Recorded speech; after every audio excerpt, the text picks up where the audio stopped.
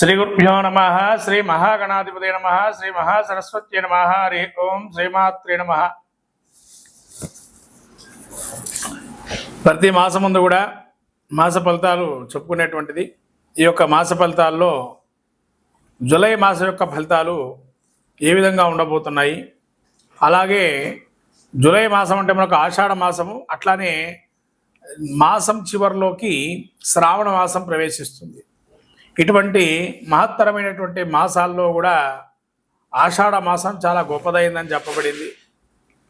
ఈ ఆషాఢ మాసంలో ముఖ్యంగా మనకు ప్రత్యేకంగా ఏంటి పండగ అంటే దేవతలకు సూర్యోదయం అయ్యేటువంటి సమయము. దేవతలకు సూర్యోదయం అంటే దక్షిణాయన అంటే రాత్రి సమయం, దేవతలకి రాత్రి సమయం అయ్యేటువంటి సమయం. ఈ దేవతలకి రాత్రి సమయం ఏదైతే ఉంటుందో వాళ్ళకి దక్షిణాయన పుణ్యకాలం నుంచి ప్రారంభమవుతుంది. కాబట్టి దేవతల రాత్రి సమయాన్ని దక్షిణాయన పుణ్యకాలంగా మనము అనేకమైనటువంటి వ్రతాదులు, అనేక నియమిష్టలతో దీక్షగా చేసుకునేటువంటి కర్తవ్య మార్గాలు అనేకం కూడా ఉంటాయి. అది ఇక్కడి నుంచి మొదలవుతుంది. అట్లనే తొలి ఏకాదశి అని మానవులకి ఉండేటువంటి ప్రధాన పండగ, మొదటి పండగ తొలి ఏకాదశిగా చెప్పబడింది. ఈ తొలి ఏకాదశి అనేటువంటిది మనము దేవతల్లో విష్ణుమూర్తికి ప్రత్యేకంగా ఈ ఏకాదశి ఉపవాసాలు ఎవరైతే ఉంటారో ఈ ఏకాదశి నుంచి పాటిస్తూ ఉంటారు. కాబట్టి తొలి ఏకాదశి నుంచి ప్రారంభమయ్యేటువంటి దాన్ని ప్రత్యేకంగా తీసుకొని ద్వాదశ అంటే మనం ఉన్నటువంటి 12 మాసాలు కూడా ఏకాదశి ఉపవాసం మొదలు పెడతారు, ఉపవాసాలు ఉండడం. అటువంటి మహత్తరమైనది ఆషాఢ మాసంలో వస్తున్నాయి తొలి ఏకాదశిని. అట్లానే దక్షిణాయన పుణ్యకాలము, అలానే మనకు శని వక్రగమనం కూడా నడుస్తుంది. 13వ తారీఖు నుంచి జూలై వక్రగమనంలో వస్తున్నారు. ఇటువంటి మహత్తరమైనటువంటితో పాటు ఇంకా ప్రాంతీయ ఆచారాలను బట్టి కొంత జాతర కావచ్చు, అట్లనే తిరునాళ్ళను కావచ్చు, రకరకాల గ్రామదేవతా ఉత్సవాలు కావచ్చు, ఇవన్నీ కూడా ఆషాఢ మాసంలో ప్రత్యేకంగా జరుగుతాయి. అందులోనూ మనకు శక్తి స్వరూపాలని ఆరాధన ఎక్కువగా చేస్తాం ఆషాఢ మాసంలో. ఈ ఆషాఢ మాసంలో శక్తి ఆరాధన చాలా విశేషంగా చెప్పబడింది. కాబట్టి అంటే గ్రామదేవత సంరక్షించబడుతుంది. మనల్ని మన ప్రజలు కానీ మనం ఉండేటువంటి పొలిమేర వరకు కూడా గ్రామ రక్షణగా అమ్మవారు ఉంటుంది. కాబట్టి అటువంటి అమ్మవారికి ప్రత్యేకంగా ఆషాఢ మాసంలో బోనాలు చేస్తాం. ఇక్కడ ఈ బోనాలను గ్రామదేవత ఉత్సవాన్ని, తిరునాళ్ళు, జాతర అని రకరకాల పేర్లతో పిలుస్తూ ఉంటారు. ఇటువంటి ఉత్సవానికి ఆషాఢ మాసంగా పేరు.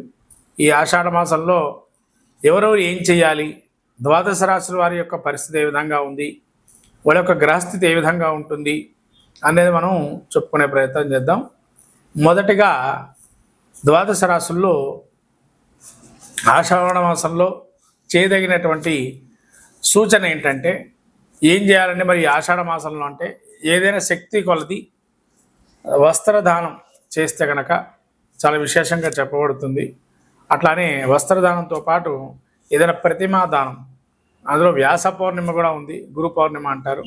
అటువంటి గురు పౌర్ణిమ, వ్యాస పౌర్ణిమ తర్వాత ఇటువంటి మహత్తరమైన రోజులు ఉన్నాయి. గురువు ఆరాధనకి కూడా మనకు ఈ టీచర్స్ డే అని కాకుండా గురు పౌర్ణిమ అని గురువు యొక్క ఉత్సవానికి తెలియజేసేటువంటి ప్రతీకగా చెప్పబడింది. అంటే గురు పౌర్ణిమ కూడా చాలా ముఖ్యమైనది. ఇటువంటి మహత్తర రోజులు ఈ ఆషాఢ మాసంలోనే అవన్నీ కూడా మనం జరుపుకొని దేవీ దేవత అనుగ్రహాన్ని పొందుదాము. మేన్ రాశి యొక్క గ్రహస్థితి ఏ విధంగా ఉంది? జూలై మాసం మాస ఫలితాల్లో ఆషాఢ మాసము ముఖ్యంగా పూర్వాభాద్ర నక్షత్రం 4వ పాదం, ఉత్తరాభాద్ర నక్షత్రం 4 పాదాలు, అట్లనే రేవతి నక్షత్రం 4 పాదాలు ఈ యొక్క మేన్ రాశివి. మేన్ రాశి యొక్క గ్రహస్థితి చూసినట్టయితే జన్మంలో శని వక్రగమనంతో ఉన్నారు. తృతీయంలో శుక్రుడు, చతుర్థంలో గురురవులు, పంచమందు బుధుడు, తదుపరి కాలము రవి కూడా 17వ తారీఖు నుంచి పంచమందు స్థాన సంచారం, అట్లా కుజకేతువులు 6వ స్థాన సంచారము, అలాగే 12లో రాహు. ఇటువంటి గ్రహస్థితి చూసినట్టయితే ముఖ్యంగా జన్మంలో శని వక్రగమనంతో ఉండడం వల్ల, జూలై మాసంలో కొంత వక్రగమనంలో ఉండడం వల్ల కొంతవరకు వెసులుబాటు ఉన్నది. ఇబ్బందులు పడుతున్నటువంటి వారికి కొంత వెంటిలేటర్ నుంచి బయటకు వచ్చే అవకాశం అనుకోండి. ఇది శని కొంత మిమ్మల్ని జన్మంలో ఉండేటువంటి శని బాధింపబడుతున్నారు కాబట్టి కొంత మంచి ఫలితాలు వచ్చే అవకాశం ఉంటుంది జూలై మాసంలో 13వ తారీఖు తర్వాత వక్రగమనంలో శని ఉండడం వల్ల. అలానే ఈ యొక్క రాహు 12లో ఉన్నాడు. నిరాశ నిస్పృహ అత్యాశకు పోతారు. కానీ అక్కడ గ్రహించే విషయమైనా అత్యాశకు పోవటం ఎందుకు, ఉన్నదానిలో సంతోషపడతాం, వచ్చింది కదా వచ్చిన దాంతో తీసుకుందాం అని ఆలోచనతో ఉంటారు. తృతీయంలో శుక్రుడు కొంత వ్యాపారంలో కానీ భాగస్వామ్య వ్యాపార పక్షంలో కానీ కార్యక్రమాల్లో కానీ కొంత వ్యతిరేక భావనలు ఉంటాయి. తోబుట్టువుల వల్ల కూడా సొంత వాళ్ళే తోబుట్టువులు వ్యతిరేకించే అవకాశం ఉంటుంది మీ యొక్క ఉన్నతిని. అలానే చతుర్థమందు గురువు రాహులు, అర్ధాష్టమంలో గురువుడు రవి ఉండడం వల్ల కొంతవరకు ఈ రవి చతుర్థమందు సంచారం చేస్తుండడం వల్ల సౌఖ్యాల హీనము, సంతానం వల్ల కావచ్చు కొంత ఇబ్బంది కలుగుతుంది. అలానే గురువు కూడా చతుర్థమందు ఉండడం వల్ల మానసికమైన ఆలోచనలు కొంత ఇబ్బందికరంగా ఉంటాయి. ఇది నా జీవితమేనా అనే ఒక స్థాయిలోకి వచ్చే అవకాశం ఉంటుంది.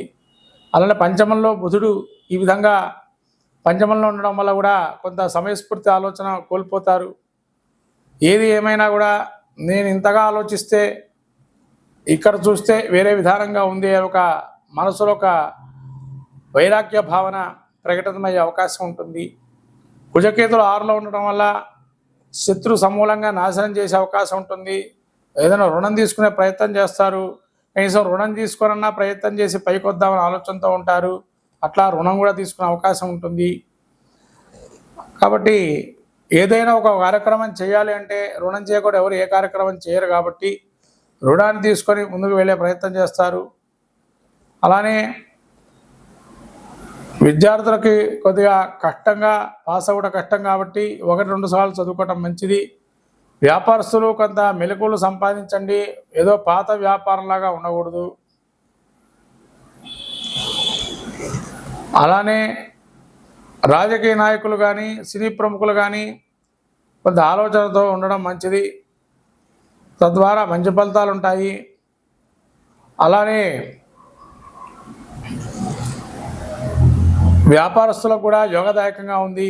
అంటే మెలకువలు నేర్చుకోవడం వల్ల మొత్తం మీద మీన రాశి వారికి కొంత అనుకూల ప్రతికూల అంశాలతో 30% 40%లో బాగుంది, మిగతా 60% బాగాలేదు. కాబట్టి ఈ మీన రాశి వారు నవగ్రహ స్తోత్రపర గ్రహపీఠార స్తోత్రం కానీ రాబోయే ఆషాఢ మాసంలో అమ్మవారి నవరాత్రులు బ్రహ్మచర్యంగా ఉండి మంచిగా దీక్షగా తొలయాకాదశి కానీ పౌర్ణమి వ్యాస పౌర్ణమి కానీ గురు పౌర్ణమి కానీ శ్రావణ మాసంలో వచ్చేటువంటి వారాల్లో కానీ రాబోయేటువంటి మాసం అంత అమూల్యమైన మాసాలు, వాటి యొక్క పుణ్య దినాలు అనేకం ఉన్నాయి. వాటిని అంతా ఆచరిస్తూ దైవిక ఆరాధనలో ఉండి దైవిక సంకల్పంతో దేవుడా మీరే అనుగ్రహం కలిగించాలని చెప్పి మంచి సంకల్పంతో ప్రతినిత్యము దేవతారాధన చేయటం వల్ల ఆ స్వామి అనుగ్రహం వల్ల కష్టాలు నల్లేరమైన నడకలాగా కొద్దిగా ముందరకు వెళ్తూ ఉంటాయి. ఇది గ్రహించి ముందరకు వెళ్ళడం మంచిది. దైవ కృప అనంతరం ఖచ్చితంగా మంచి ఫలితాలు ఉంటాయి.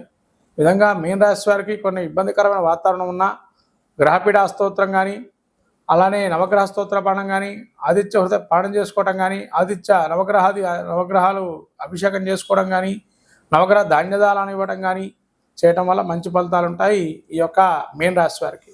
శ్రీమాతే నమః.